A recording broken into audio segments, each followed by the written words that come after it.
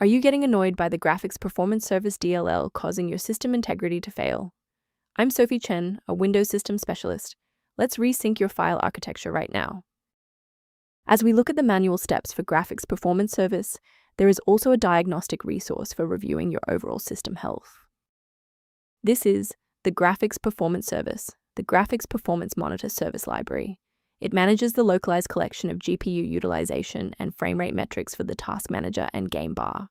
If corrupted, the GPU tab in Task Manager will show 0% usage, and the OS may experience high CPU usage in svchost.exe.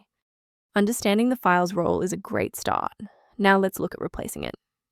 Because Graphics Performance Service DLL is a core Windows resource, we should utilize the built-in recovery tools.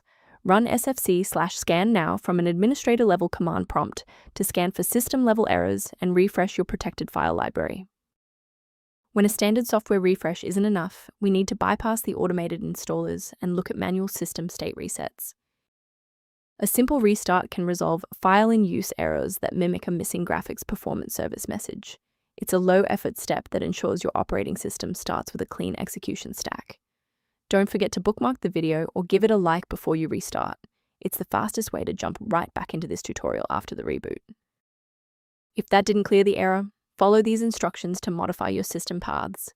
If you need to pause the video to type these out, please do so. If those core system files are still missing after the restart, we'll use DISM to pull fresh copies from the cloud. First, open Command Prompt as admin.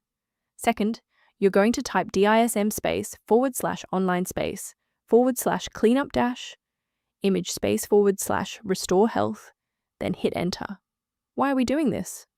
Well, this triggers a deep cloud sync to replace corrupted local system manifests with verified master files directly from Microsoft servers.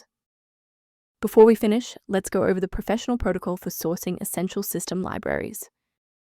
Be aware that manual interventions for Graphics Performance Service DLL often create secondary conflicts. Using an incorrect file version can cause cascading application crashes, making your workstation significantly less stable than before. For those who prefer a structured maintenance plan, you can access an official diagnostic resource at the link below. To reduce uncertainty around library management, the diagnostic tool below includes informational content on synchronizing Graphics Performance Service.